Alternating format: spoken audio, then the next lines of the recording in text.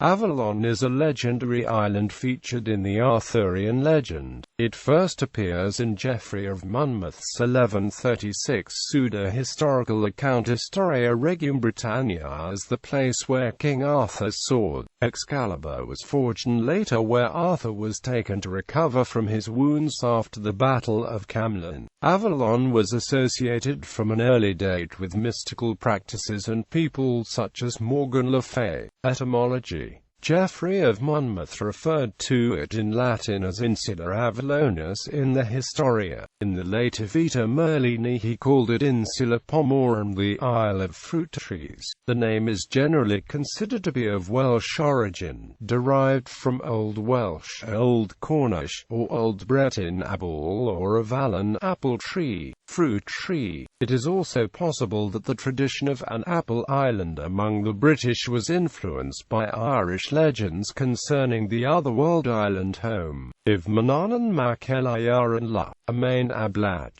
where Ablach means having apple trees, derived from Old Irish apple, and is similar to the Middle Welsh name Afalach, which was used to replace the name Avalon in medieval Welsh translations of French and Latin Arthurian tales. All are etymologically related to the Gaulish root *ablo and are derived from a common Celtic *abel, apple, which is related at the Proto-Indo-European level to English apple, Russian, Latvian abel, al. In Arthurian legend, according to Geoffrey in the Historia and much subsequent literature which he inspired, Avalon is the place where King Arthur is taken after fighting Mordred at the Battle of Camlann to recover from his wounds. Welsh, Cornish and Breton tradition claimed that Arthur had never really died, but would inexorably return to lead his people against their enemies. The Historia also states that Avalon is where his sword Excalibur was forged. Geoffrey dealt with Avalon in more detail in Vita Merlini, in which he describes for the first time in Arthurian legend the enchantress Morgan le Fay as the chief of 9 sisters who live on Avalon. Geoffrey's description of the island indicates a sea voyage was needed to get there. His description of Avalon here, which is heavily indebted to the early medieval Spanish scholar Isidore of Seville, shows the magical nature of the island. The island of apples, which men call the Fortunate Isle, gets its name from the fact that it produces all things of itself, the fields that have no need of the plows of the farmers, and all cultivation is lacking except what nature provides. Of its own accord it produces grain and grapes, and apple trees grow in its woods from the close-clipped grass. The ground of its own accord produces everything instead of merely grass, and people live there 100 years or more. Their 9 sisters rule by a pleasing set of laws those who come to them from our country. By comparison, Isidore's description of the Fortunate Isles reads, "The name of the Isles of the Fortunate signifies that they bear all good things, as if happy and blessed in the abundance of the fruits. Serviceable by nature, they bring forth fruits of valuable forests. The hilltops are clothed with vines growing by chance in place of grasses. There is commonly vegetable and grain." Pagan era and the songs of the secular poets have held that these islands to be paradise because of the fecundity of the soil. Situated in the ocean to the left of Mauritania, very near the west, they are separated by the sea flowing between them. Quote, "In medieval geographies, Isidore's Fortunate Islands were identified with the Canaries. Connection to Glastonbury. Around 1190, Avalon became associated with Glastonbury, when monks at Glastonbury Abbey claimed to have discovered the bones of Arthur and his queen. The works of Gerald of Wales make the first known connection. What is now known as Glastonbury was, in ancient times, called the Isle of Avalon. It is virtually an island, for it is completely surrounded by marshlands. In Welsh it is called Ynys Afalach, which means the island of apples, and this fruit once grew in great abundance.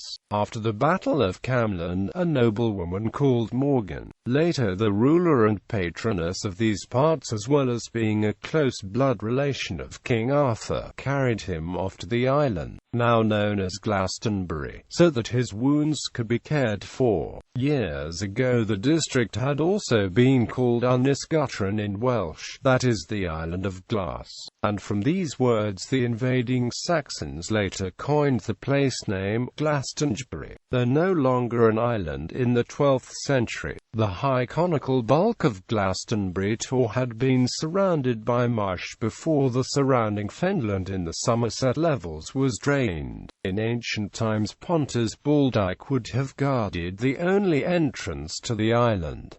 The Romans eventually built another road to the island. Gerald wrote that Glastonbury's earliest name in Welsh was Ynyswythrun, the Isle of Glass, a name noted by earlier historians which suggests that the location was at one point seen as an island. The discovery of the burial is described by chroniclers, notably Gerald of Wales, as being just after King Henry II's reign, when the new abbot of Glastonbury, Henry de Sully, commissioned a search of the abbey grounds. At a depth of 5 meters the monks were said to have discovered a massive tree-trunk coffin and a leaden cross bearing the inscription, Hic jacet sepulchus inclitus rex Arthurius in insula Avalonia.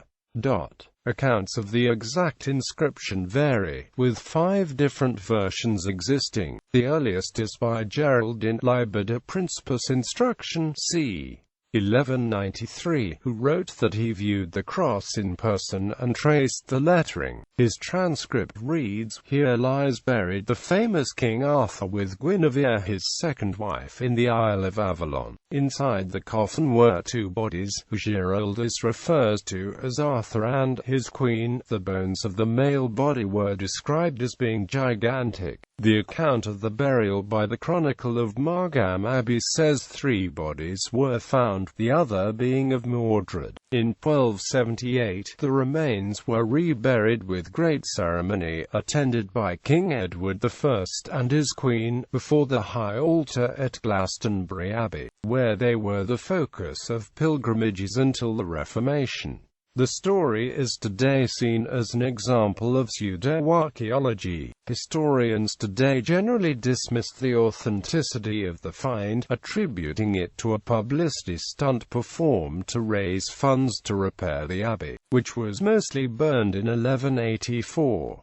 Long before this, William of Malmesbury, a historian interested in Arthur, said in his History of England, "But Arthur's grave is nowhere seen," whence Antiquity of Fables still claims that he will return. As William wrote a comprehensive history of Glastonbury de Antiquita Glatoniensis Ecclesiae around 1130, which discussed many biased legends connected to the abbey, but made no mention of either Arthur's grave or a connection of Glastonbury to the name Avalon, stating firmly it was previously known as Ynyswythrun. This raises further suspicions concerning the burial. It is known for certain the monks later added forged passages to William's history discussing Arthurian connections. The fact that the search from the body is connected to Henry II and Edward I, both kings who fought major Welsh wars, has had scholars suggest that propaganda may have played a part as well. Gerald, a constant supporter of royal authority, in his account of the discovery clearly aims to destroy the idea of the possibility of King Arthur's messianic return. Many tales are told and many legends have been invented about King Arthur and his mysterious ending. In the stupidity the British people maintain that he is still alive. Now that the truth is known, I have taken the trouble to add a few more details in this present chapter. The fairy tales have been snuffed out, and the true and indubitable facts are made known, so that what really happened must be made crystal clear to all and separated from the myths which have accumulated on the subject. The burial discovery ensured that in later romances, histories based on them and in the popular imagination, Glastonbury became increasingly identified with Avalon, an identification that continues strongly today. The later development of the legends of the Holy Grail and Joseph of Arimathea by Robert de Boron interconnected these legends with Glastonbury and with Avalon, an identification which also seems to be made in Pearl's Vows. The popularity of Arthurian romance has meant this area of the Somerset Levels has today become popularly described as the Vale of Avalon. In more recent times, writers such as Dion Fortune, John Mitchell, Nicholas Mann and Geoffrey Ashe have formed theories based on perceived connections between Glastonbury and Celtic legends of the otherworld and ANNWN in attempts to link the location firmly with Avalon, drawing on the various legends based on Glastonbury tour as well as drawing on ideas like earth mysteries, ley lines and even the myth of Atlantis. Arthurian literature also continues to use Glastonbury as an important location, as in the Mists of Avalon, A Glastonbury Romance and The Bones of Avalon. Even the fact that Somerset has many apple orchards has been drawn in to support the connection. Glastonbury's connection to Avalon continues to make it a site of tourism, and the area has great religious significance for neo-pagans, neo-druids and as a New Age community, as well as Christians. Hippie identification of Glastonbury with Avalon seen in the work of Mitchell and in Gandalf's Garden also helped inspire the Glastonbury Festival. Other locations for Avalon in medieval times. Suggestions for the location of Avalon ranged far beyond Glastonbury. They included on the other side of the earth, at the Antipodes, Sicily, and other unnamed locations in the Mediterranean. In more recent times, just like in the quest for Arthur's mythical capital Camelot, a large number of locations have been put forward as being the real Avalon. Geoffrey Ashe suggests an association of Avalon with the town of Avalon in Burgundy, as part of a theory connecting King Arthur to the Romano-British leader Eothmus, who campaigned in that area.